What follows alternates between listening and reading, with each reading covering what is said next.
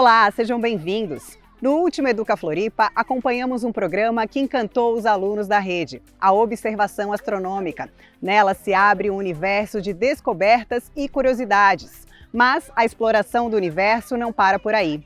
Hoje nós vamos conhecer um projeto pedagógico que também tem a astronomia como tema e com direito a lançamento de foguetes. Acompanhe! Usando tubos de ar comprimido, eles se empenham para impulsionar os foguetes o mais longe que puderem. Ó, galerinha, 3, 2, 1, já! A diversão é fazer o foguete de papel criado por eles mesmos voar o mais longe possível. A gente começou com papel, né? Papel normal, uma folha. Daí a gente começou a enrolar ele, botamos fita, pegamos uma bolinha de gude, enrolamos na fita, botamos aqui, pegamos papel, com que é papelão, botamos aqui, chegamos, daí a gente botou no compressor, encheu e lançou e foi lá longe. Foi muito legal. Essa é a segunda edição do lançamento de foguetes da EBM Antônio Pascoal Apóstolo, um evento que une ciência, criatividade e muita empolgação.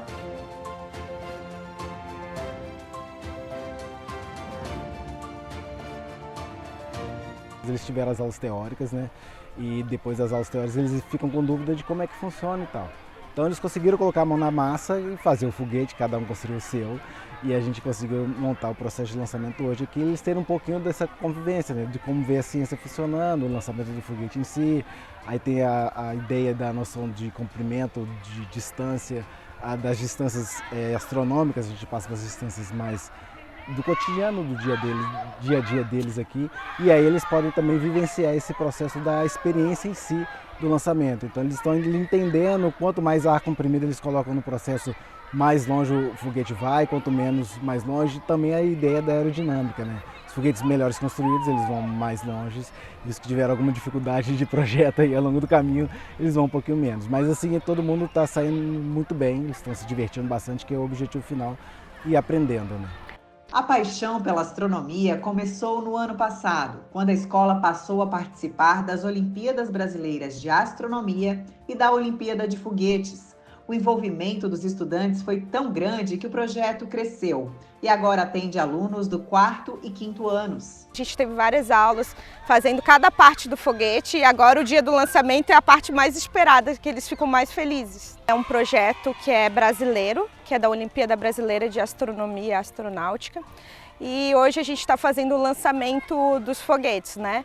Então, depois que os alunos lançam o foguete, a gente faz a medição e a gente coloca lá no sistema e daí vai ser entregue as medalhas a nível brasileiro, né? Então, os ganhadores do lançamento do foguete. No lançamento de foguetes, a teoria encontra a prática. Eles aprendem, constroem, testam e fazem ciência com as próprias mãos.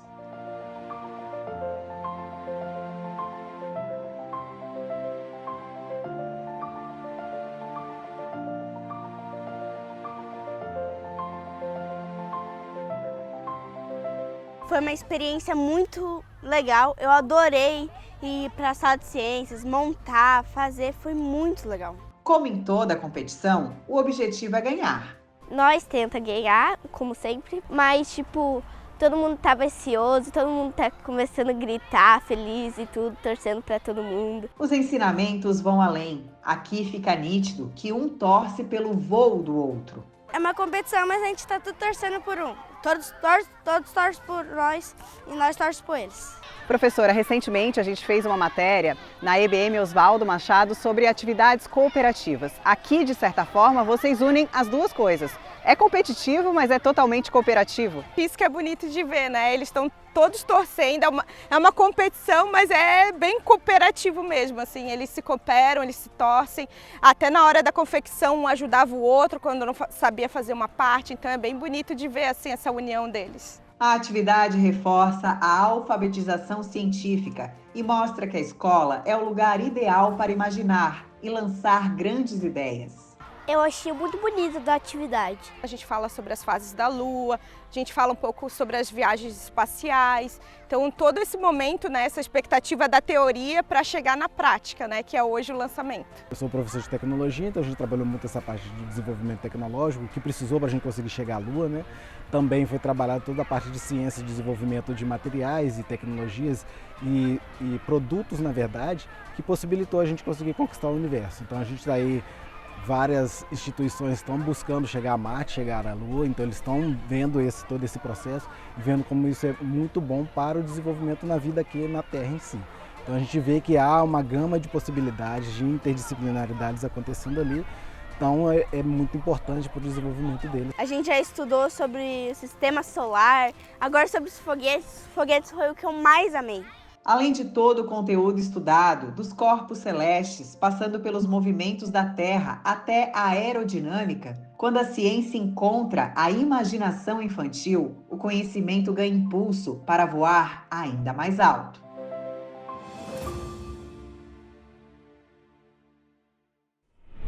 Do barulho dos foguetes para os ritmos e melodias da escola sonora. Na próxima matéria, vamos conhecer um projeto que usa a escuta e a sonoridade como ferramentas de aprendizagem.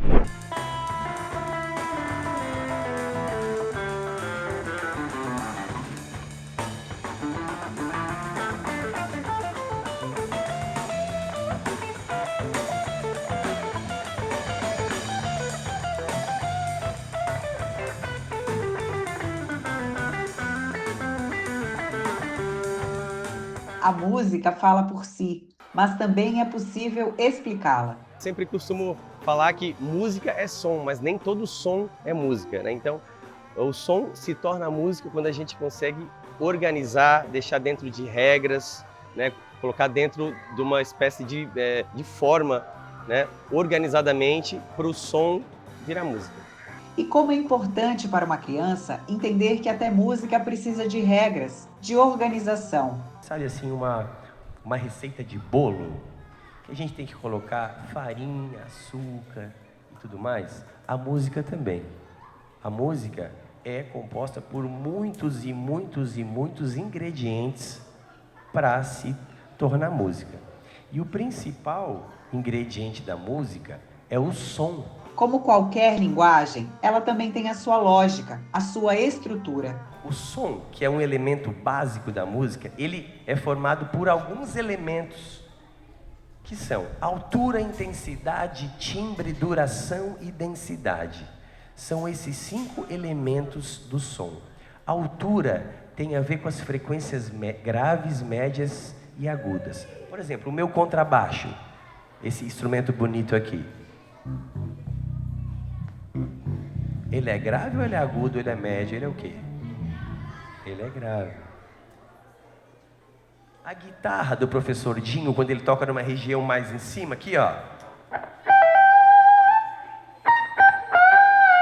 É grave ou agudo? Vocês sabem muito, hein? Então tem a ver com a altura. A outra propriedade do som é a intensidade, tem a ver com a força do som. Eu estou falando aqui bem baixinho, com um passarinho que faz, que é bem baixinho também. Ou eu posso falar mais alto para vocês aqui. Então é a intensidade, é a força. Dentro da disciplina de arte, isso é extremamente importante, as crianças gostam, adoram, isso reflete também dentro da sala de aula, no cotidiano. A nossa proposta é o concerto didático, que a gente traz a história da música, apresenta os instrumentos, elementos da música, propriedades do som, assim, um repertório também bem variado, baseado na música brasileira. Bom, em 1 hora a gente tenta fazer um grande resumo do que é esse mundo da música. Cada som é um convite para o aprendizado.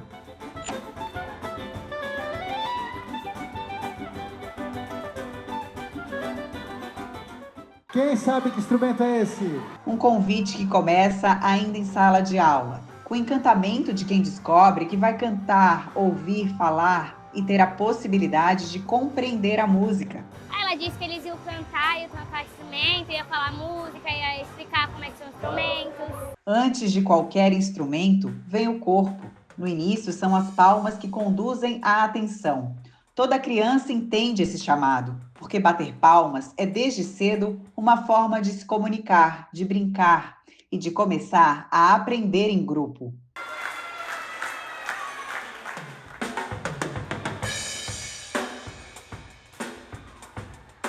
Tem aquelas músicas que ultrapassam gerações.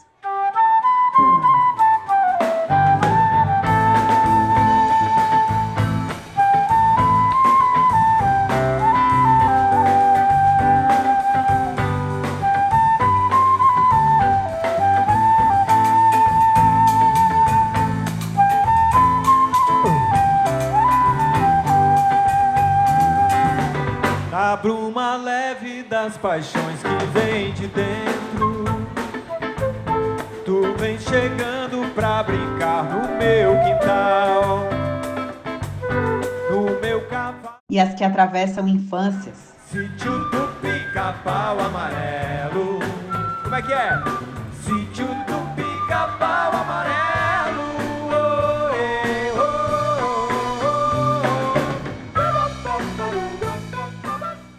Crianças, professores, músicos, instrumentos. Aqui, cada um tem o seu espaço.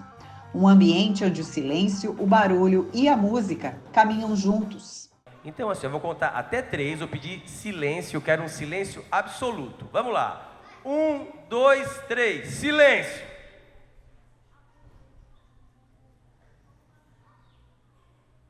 Mas para que isso aconteça, é preciso presença. No mundo acelerado, onde tudo acontece em telas, eles propõem uma pausa. Está sempre buscando formas de fazer prender essa atenção, porque é uma coisa rápida. Como é uma apresentação de 1 hora, é 30 segundos que eles estão focados, já desfoca de novo, aí tu já tem que puxar outro gatilho que já traga eles novamente para esse momento da apresentação. Então é um desafio para a gente também poder estar contornando e trazendo eles para esse momento presente, né? A gente está tão acostumado ao digital, é tudo tão rápido, tudo tão instantâneo, que quando a gente tem um momento que a gente precisa estar presente, às vezes é um exercício que a gente tem que treinar mesmo, né? E a música está presente em tudo. Ela é linguagem, é forma de expressão. E como nos mostra a Escola Sonora, é também muito aprendizado. A canção, o ritmo das músicas, achei bastante legal. É legal, nós aprendemos um monte de música e é bem legal. Gostei porque a gente gosta muito de música e é bem legal. O projeto foi implementado há 5 anos, com a proposta de desenvolver a escuta ativa e a expressão musical desde a infância. O Projeto Escola Sonora ele foi fundado há 5 anos. Em 2020, no meio da pandemia, começamos com um projeto online. E em 2021 a gente conseguiu ir presencialmente para as escolas. E aí foi um divisor de águas, porque aí a gente sentiu a energia também e aparou as arestas do projeto para que ele funcionasse dentro da rotina escolar. A equipe da Escola Sonora também conta com intérprete de Libras, garantindo que a música, mesmo sem som, possa ser sentida por todos. Esse que é o mais importante, né? Garantir o direito, mas mais que garantir o direito é sentir que as crianças se vejam naquele espaço, se sintam pertencentes àquele espaço, e esse é o objetivo principal do projeto, né? A garantia da interpretação em Libras, ela é isso, é trazer aquela criança para aquele espaço e mostrar, você também faz parte disso, você também pode acessar isso. Durante o dia de atividades com a equipe que compõe o projeto, as 630 crianças da Escola Básica Municipal José do Vale Pereira foram mais do que espectadoras. A ideia é que todos que participem sejam protagonistas, autores da própria experiência musical. Trazendo esse repertório que eles conheçam, né? E também fazendo essa interação, trazendo eles para o palco, descendo do palco para perto deles, né? Tirar essa coisa, né, da sala de aula, né, do professor e aluno, né? A gente realmente transformar, né, numa espécie de teatro de arena, onde todo mundo possa participar, né, das nossas atividades.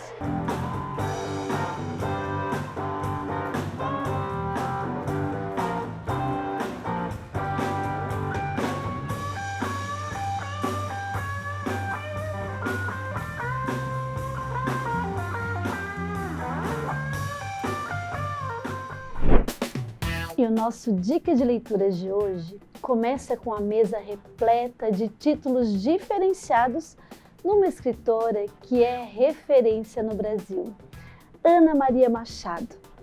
Ela que com 83 anos continua produzindo e produzindo muito, com mais de 100 títulos publicados.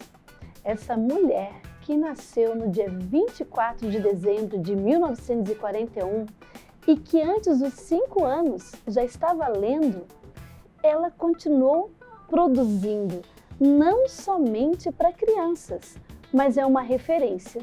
Na nossa rede municipal de educação nós temos muitos títulos.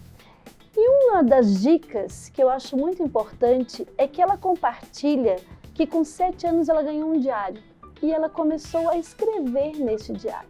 Então a importância de estimularmos tanto a leitura quanto a escrita, de que forma nós vamos estar escrevendo. Ela conta também que na infância ela que nasceu no Rio de Janeiro, passava as férias numa pequena praia no Espírito Santo, Manguinhos. E nessa praia, naquela época, não tinha televisão, não tinha luz, eles ficavam contando histórias.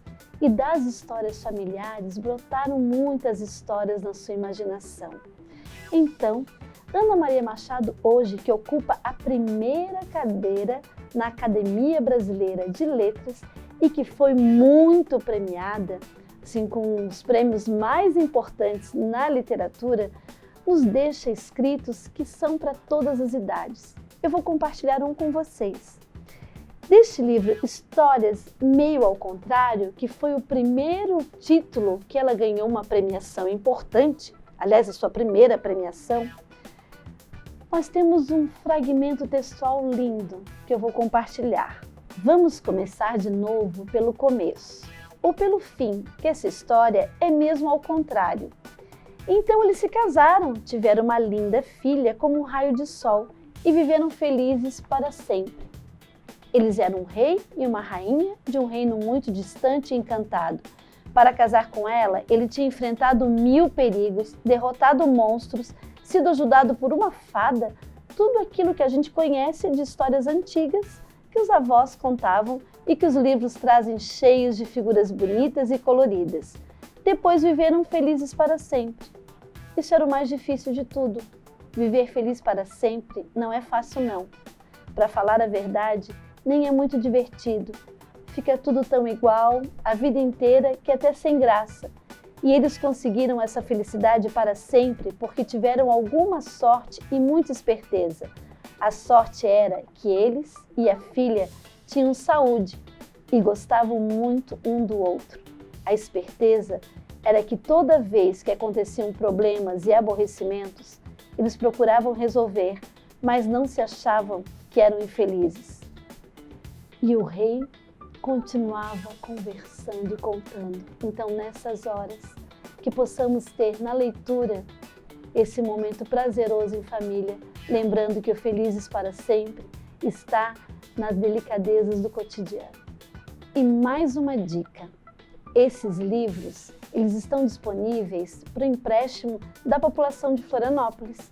Você pode consultar lá na página da prefeitura, no final tem bibliotecas, pesquisa o título ou o nome do autor e pode ir perto da sua casa, na unidade mais próxima, e fazer o seu cadastro. Ou aqui no Centro de Educação Continuada, no centro de Florianópolis, que nós temos uma biblioteca central na Ferreira Lima. Traga somente um comprovante de residência, sua identidade e pode fazer o empréstimo.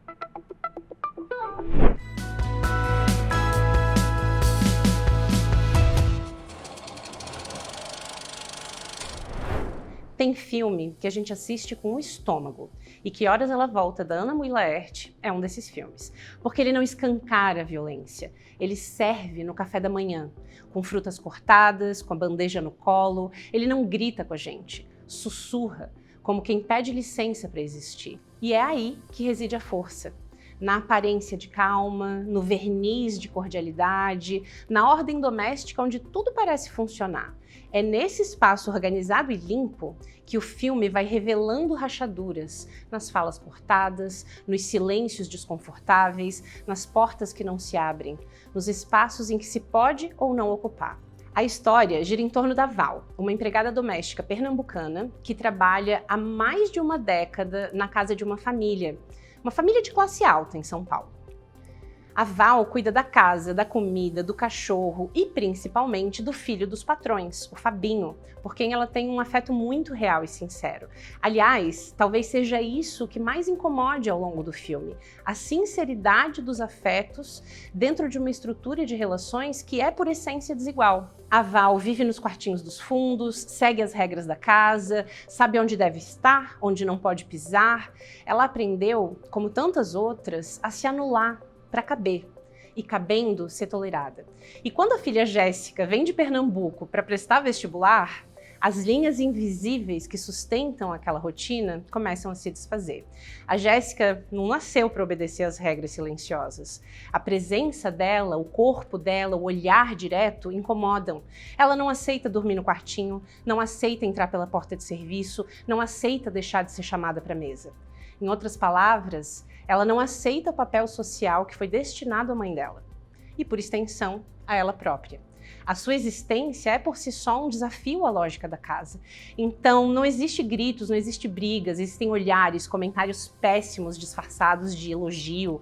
Ai, ela é tão inteligente, né? Diz a patroa com aquele sorriso que tenta, muito inutilmente, mascarar o recalque. O que está em jogo não é só a rebeldia de uma jovem, mas a estrutura de um sistema inteiro que depende do silêncio, da obediência e da gratidão para se manter. O filme se constrói nesse embate entre duas formas de estar no mundo. A Val, que aprendeu a sobreviver, moldando as expectativas alheias, e a Jéssica, que recusa esses moldes. E entre elas pulsa a distância de uma geração, mas também a distância entre a ilusão do pertencimento e a recusa em aceitar migalhas. A Val acredita, ainda que com dor, que ela faz parte daquela família. E a Jéssica mostra para ela, com poucas palavras, que o lugar da mãe dela ali é funcional, não é afetivo. E é essa desilusão que mais machuca. O filme não acusa diretamente os patrões, né? Ao contrário, ele deixa que as cenas falem por si. A generosidade condescendente, aquela simpatia que se dissolve quando tem uma quebra de expectativa, o incômodo quase imperceptível diante da liberdade alheia. É nesses detalhes que o filme constrói a crítica. A arquitetura da casa, por exemplo, funciona como uma metáfora visual da desigualdade. A piscina, o espaço de lazer e ostentação, é um dos símbolos mais potentes do filme. E o uso pela Jéssica funciona como uma transgressão explícita da norma tácita. A cozinha, que é o lugar onde a Val se movimenta com familiaridade, é também o espaço que a confina. O quarto de hóspedes é oferecido com relutância e, quando ocupado, se torna um campo de batalha. Existe uma coreografia de poder no cotidiano da casa. Quem serve, quem é servido, quem fala, quem escuta, quem tem direito à visita da varanda e quem não pode atravessar a sala principal. Muito se falou sobre a interpretação da Regina Casé nesse filme como a Val, e com razão, porque a entrega da atriz é precisa, afetiva, contundente. Ela encarna a personagem com uma humanidade que evita o estereótipo, né? A Val não é caricata, tampouco um mártir. Ela é contraditória, amorosa e submissa, resiliente, mas conformada. É uma mulher que erra tentando acertar, que cede por medo, que acredita que está fazendo melhor.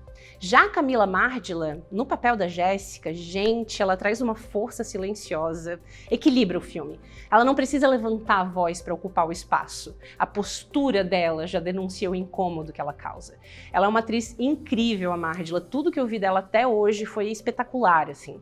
E a crítica social do filme é nítida, né? Mas nunca panfletária, porque a diretora opta por um tom mais contido, que só amplia o impacto das situações. Não existe necessidade de cenas explosivas, sabe? O desconforto é construído na banalidade do cotidiano, na trilha sonora, que geralmente vem do radiozinho que está na sala, ou dos efeitos sonoros de panelas batendo, da água no balde, que nos mostram a crueza daquele cotidiano.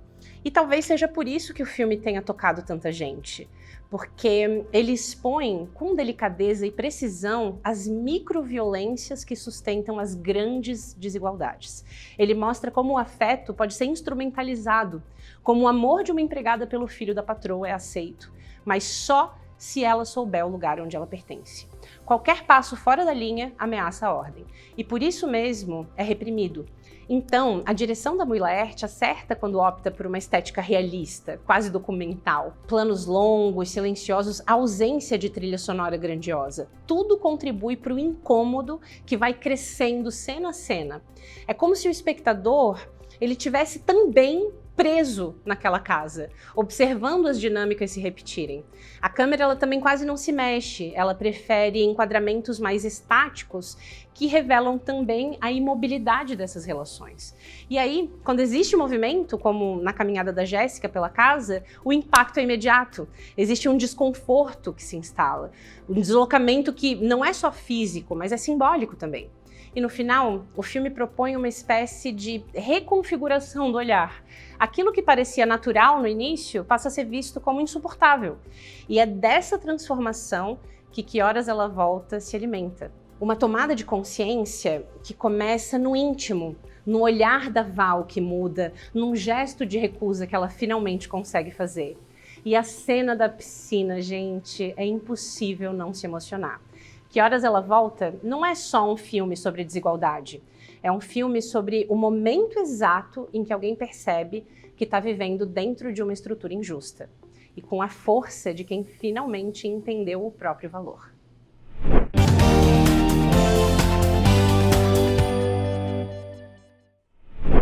Oi, pessoal!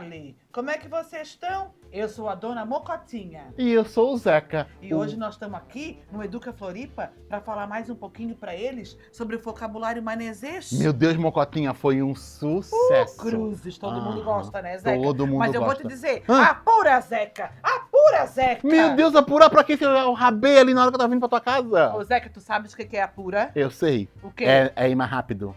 Né? E rabei. Tá Errei já o todo caminho. errado, tu. Errei o caminho de casa. Ai. Nunca errei o caminho da tua casa. Mas Aí a gente fala, mesmo, né? rabei o caminho, Ui, rabei o credo. caminho.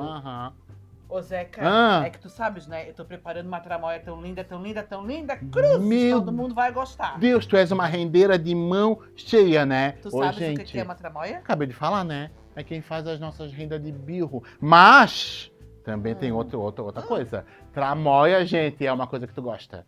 De uma confusão, de um alvoroço, de uma complicação assim na vizinhança, que eu sei que tu gosta. Ô, Zeca, sabes, né? Que nós estamos assim com a previsão do tempo. Meu Tá pra Deus. vir uma tribuzana, que tu nem vais Deus acreditar. do céu, Tu eu és capaz acredito. de acreditar. Uma tribuzana forte, gente. Forte. Um vento sul, uma tempestade com vento sul. A gente fala que é uma tribuzana. Cruzes, né?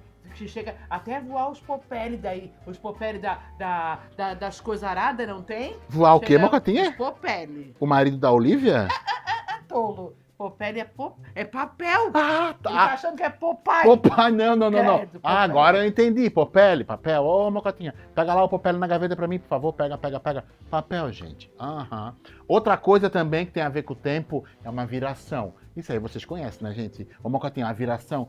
Olha pro céu assim, ó. Meu Deus, gente, que viração de tempo é essa? Eu é uma gosto de mudança, fazer, né? Eu gosto de fazer essas coisas, eu fico assim, espiando os pesos lá no céu. Mas, Zeca, tu sabes, né? O quê? Eu tomei um cafezinho cabeludo tão gostoso, mas tão gostoso, só que agora tá me dando uma fome. Tô com má vontade de preparar um boi ralado com um pirãozinho de nylon. Meu Deus do céu! Café cabeludo é um café que não é coado. Boi ralado, gente, é a nossa carne moída. E o pirãozinho de nylon é aquele pirão d'água bem escaldado, só que bem fininho. Ô, Zeca, mas pronto. tu sabes o que eu gosto de fazer contigo, né? Meu Deus, o quê? Te dá aqui um cagaço! Que credo, que susto! Cagaço é susto, né, gente? Eu posso ter levado um cagaço, mas quem gosta de botar reparo, é a nossa estimada Mocotinha. Sou bem reparadora. Inclusive, ela tá botando reparo se vocês estão aprendendo essas palavras do nosso dicionário manezês. Vocês estão aprendendo direitinho? É verdade, Zé, que eu acho que a gente pode se programar num próximo programa, trazer mais coisas para eles. É de verdade. Curiosidade e de aprendizagem. Ô, Mocotinha, mas agora apura que eu tô com fome e tô doido para comer esse pirãozinho de nylon. Um beijo e até a próxima. Hoje vimos como a música e a ciência podem transformar a escola em um espaço ainda mais criativo e inspirador. O Educa Floripa de hoje fica por aqui. Eu espero você no próximo programa. Até lá!